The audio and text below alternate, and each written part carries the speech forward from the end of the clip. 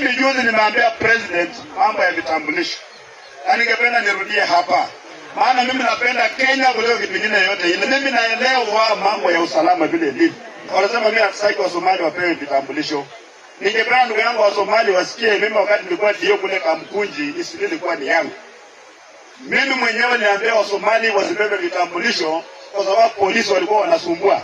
Ndio kama wakati wa mkoloni.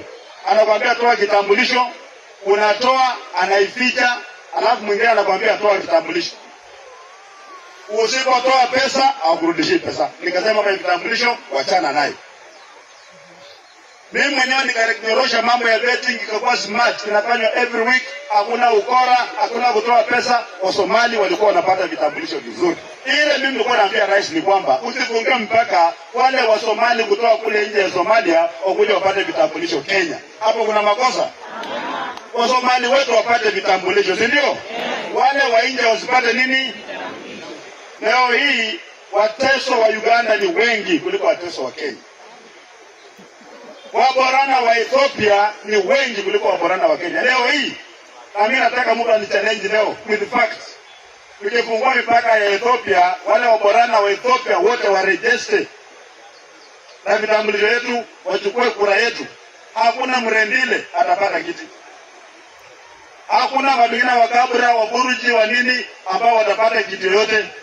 Watakuwa marginalized inside this country. Maana wale jamaa watakuwa wametoka kule wamekuja. Vitambulisho ya Kenya ni kama dhahabu. Wa Somali wanatafuta vitambulisho Kenya wao kule kwao kule.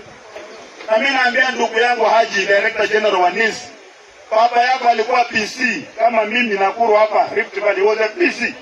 Yeye alikuwa anaambia Rais Moi ukweli, hakuwa anamuogopa.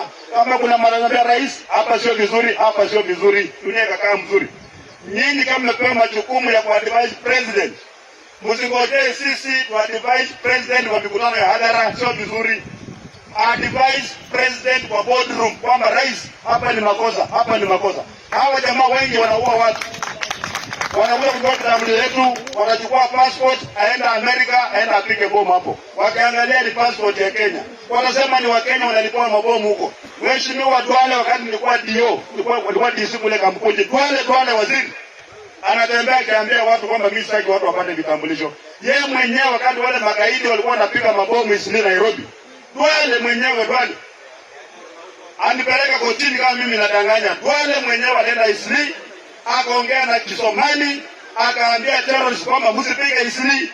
Watu wetu wanakaa Isili. Mkitaka kupiga mabomu